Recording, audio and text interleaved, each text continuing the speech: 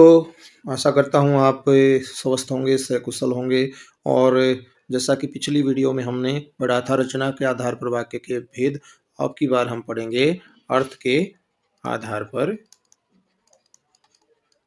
वाक्य के भेद। तो अर्थ के आधार पर जो वाक्य के हैं वो 8 भेद होते हैं। कितने भेद होते हैं? 8 भेद होते हैं। तो पहला जो भेद है वो है विधानवाचक। विधानवाचक। तो विधान का मतलब आप समझ लीजिए, विधान का मतलब होता है काम। तो जिस वाक्य में, बहुत सिंपल है ये, ज़्यादा मुश्किल नहीं होने वाले हैं, जिस वाक्य में सामान्यतः किसी काम के होने का बोध होता है, बोध होता है। और इसमें ज़्यादातर रहा शब्द का प्रयोग करते हैं, जैसे बच्चे खेल रहे हैं, बच्चे खेल रहे हैं, किसान हल चला रहे हैं, किसान हल चला रहे। ठीक है, ज़्यादातर आपको इसमें रहे शब्द का प्रयोग करना है। जब आपको किसी भी वाक्य को अगर विधानवाचक में बदलना आ जाए तो आप क्या करेंगे? आप उसको कॉन्टिन्यूअस टेंस में इसको चेंज कर देंगे। ठीक है, विधान, विधान का मतलब काम। तो दूसरे नंबर पे आइएगा, आपका हो जाएगा आज्ञावाचक वाक्य। तो जिस वाक्य में आज्ञा, अनुमति आदि का क्या होता है? बोध होता है, आदि का बोध होता है। जिस वाक्य में आज्ञा, आदेश, ऑर्डर, ऑर्डर में ज़्यादा जब आप बनाएंगे तो ऑर्डर को आप क्या करेंगे? ओ की मात्रा को आप लास्ट की जो आपकी क्रिया है उसमें ओ की मात्रा में बदल दीजिएगा तो आपका आज्ञावाचक हो जाएगा। जैसे मेरे लिए पानी लाओ, मेरे लिए पानी लाओ। तो ये एक प्रकार से आपका क्या है? आज्ञा है। ठीक है, कृपया मुझे अपनी पुस्तक दीजिए। तो ये क्या है? आपने आज्ञा या अनुमति से इसमें बातें की है। ठीक है, तीसरे नंबर पे है प्रश्नवाचक वाक्य। प्रश्नवाचक वाक्य, ठीक है, जिसमें किसी जिज्ञासा या फिर प्रश्नों का बोध होता है, प्रश्नों का बोध होता है। तो जिस वाक्य में जिज्ञासा या प्रश्नों का बोध होता है, क्या, कौन सी वाक्य कहलाता है? वो प्रश्नवाचक वाक्य कहलाता है। तो इसमें आपको क्या, कौन, कब, कहाँ, कैसे, ठीक है, इत्यादि जोड़ने हैं। और इसमें सबसे जरूरी जो है वो लास्ट में प्रश्नवाचक चिन्ह जरूर लगा देना है। ठीक है, जैसे तुम्हारा क्या नाम है, तुम्हारा क्या नाम है। ठीक है, तो अगर आपने ये नहीं लगाया तो फिर आपका वो गलत माना जाएगा। तो ये है आपका प्रश्नवाचक। ठीक है जी। उसके बाद चौथे नंबर पे आप निषेधवाचक। इसका दूसरा नाम नकारात्मक वाक्य भी है, नकारात्मक वाक्य। तो जिस वाक्य में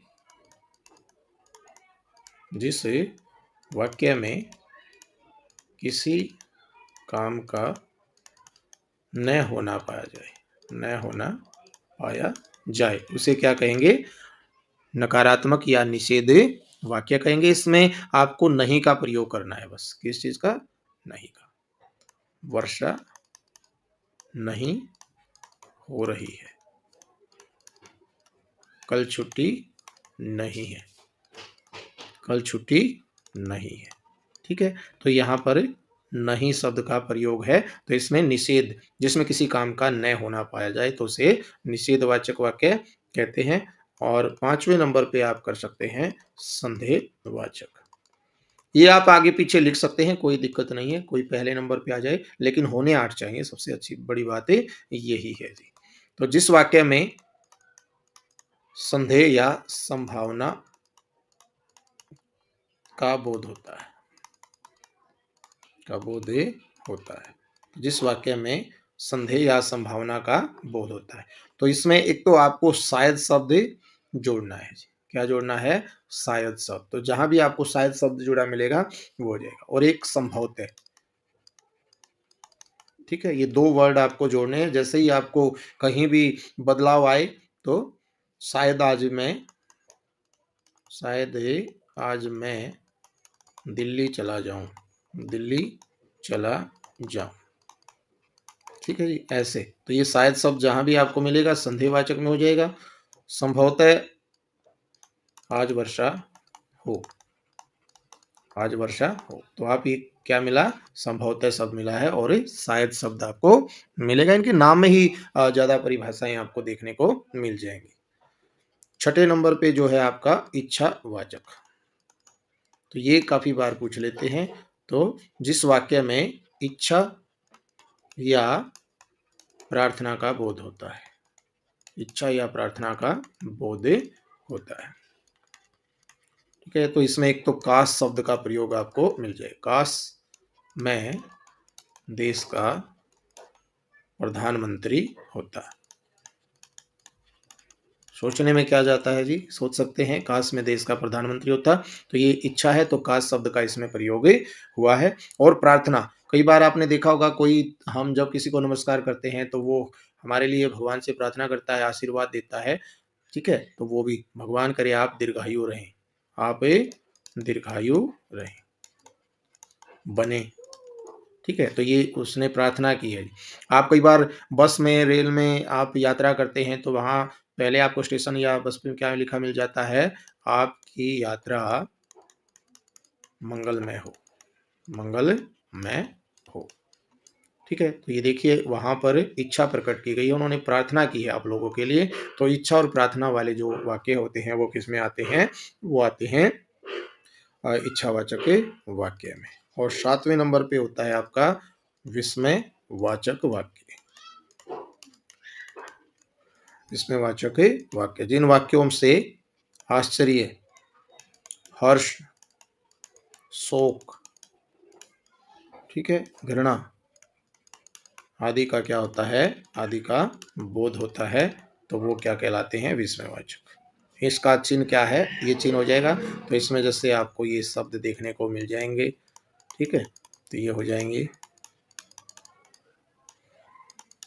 तो ऐसे शब्द आपको मिल जाएंगे इसमें देखने के लिए। तो यहाँ से शुरुआत होती है, तो आप ऐसे, वाह क्या बात है, अरे इधर आ, उफ कितनी गर्मी है, उफ, ठीक है, इतनी दुर्दशा मेरे मित्र की, शाबाश बहुत अच्छा काम किया। तो इस प्रकार के हैं। सावधान, क्या मिल जाएगा, सावधान, चेतावनी सूचक में जहां पर आपका ये आता है, तो ये विस्मयवाचक आपके वाक्य होते हैं। और 8वां बहुत इंपॉर्टेंट है जी, आप इसको मोस्ट इंपॉर्टेंट करके चलिएगा जी, संकेतवाचक वाक्य। संकेतवाचक, जिस वाक्यों में, जिन वाक्यों में, जिन वाक्यों में एक क्रिया दूसरी क्रिया पर निर्भर रहती है, निर्भर रहती है। जिन वाक्यों में एक क्रिया दूसरी क्रिया, यानी कि इसमें दो काम मिलेंगे और दो काम जो है एक दूसरे पे डिपेंड होंगे, एक के बिना दूसरा नहीं होगा। जैसे यदि वर्षा होती, यदि वर्षा होती तो फसल अच्छी होती, फसल अच्छी होती। ठीक है, तो यहाँ पर फसल का अच्छा होना किस पे डिपेंड हो गया, वर्षा होने पे। यदि हम मेहनत करेंगे तो सफल जरूर होंगे, जरूर होंगे। ठीक है, तो यहाँ सफल होना किस पे डिपेंड हो गया, मेहनत करने पे। तो इसमें दो वाक्य होते हैं और दोनों ही जो क्रिया होते हैं, काम होते हैं, एक दूसरे पर आश्रित होते हैं। तो ये था आपका संकेतवाचक। तो इनके नाम में ही परिभाषा है। एक एग्जाम्पल मैं आपको देता हूं और उसमें आप क्या करते हैं, देखना है, आप बड़ा करने की उसमें कोशिश करना कि जो 8 भेद हैं अगर उसमें हम किस प्रकार से लगा सकते हैं। तो आइए एक सिंपल सा वाक्य लेते हैं, जैसे राम पत्र कर लेते हैं, राम पत्र, सॉरी दोबारा लिख देता हूं, राम पत्र लिखता है। ठीक है जी, लिखता है या लिख रहा है। अब देखिए इसको 8 भेदों में हम किस प्रकार बदल सकते हैं। देखिए पहले ही क्योंकि काम कर रहा है तो ये विधानवाचक तो वैसे ही हो गया आपका, तो इसमें विधानवाचक में बदलने की आवश्यकता ही नहीं। ठीक है, अब आ जाए, ये तो हो गया नंबर 1 विधानवाचक। अगर मान लो इसको आज्ञावाचक में बदलना है तो क्या करेंगे। आज्ञावाचक की पहचान क्या बताई थी, लास्ट में ओ की मात्रा कर दो क्रिया को, अपने आप बन जाएगा। तो क्या बन जाएगा, क्या बन जाएगा आपका, वो बन जाएगा आपका, तो जैसे राम पत्र लिखो, क्या बन जाएगा, राम पत्र लिखो, तो ये आपका आज्ञावाचक बन जाएगा। ठीक है। इच्छावाचक में क्या हो जाएगा भाई, इच्छावाचक में मैंने क्या बताया था, काश शब्द हमें जोड़ देंगे, तो काश राम पत्र लिखे, या लिखता भी हो जाएगा, काश राम पत्र लिखे, तो ये इच्छावाचक हो जाएगा। ठीक है। निषेधवाचक में अगर इसको बदलना हो तो हम क्या करते हैं, नहीं शब्द का प्रयोग कर देंगे। ठीक है, राम पत्र नहीं लिखता है, तो ये जोड़ देंगे। ठीक है। और अगर इसको प्रश्नवाचक में है तो हम क्या जोड़ देंगे, क्या राम पत्र लिखता है, ये ऐसे भी बन सकता था, राम क्या लिखता है। ठीक है, पत्र कौन लिखता है, तो कैसे भी प्रश्न बना सकते हैं हम। ठीक है। और अगर इसको हमें विस्मयवाचक में बदलना चाहे तो क्या, तो वाह राम पत्र लिख रहा है, वाह राम पत्र लिख रहा है, तो शाबाश भी जोड़ सकते थे, शाबाश राम पत्र लिख रहा है। ठीक है, तो ये ऐसे बना सकते थे। संदेहवाचक में क्या करेंगे, संदेहवाचक में हमें शायद या संभवतः शब्द मैंने बताया था, तो क्या हो जाएगा, शायद राम पत्र लिख रहा है, राम पत्र लिख रहा है। और 8वें में, क्योंकि यहाँ पर संकेतवाचक में आपको 2 क्रिया बनानी है, और इसलिए यहाँ पर आपको अपनी तरफ से एक वाक्य बनाना पड़ेगा। तो क्या जोड़ोगे आप, राम के पास पेन व कागज है, इसलिए वह पत्र लिख रहा है, पत्र लिख रहा है।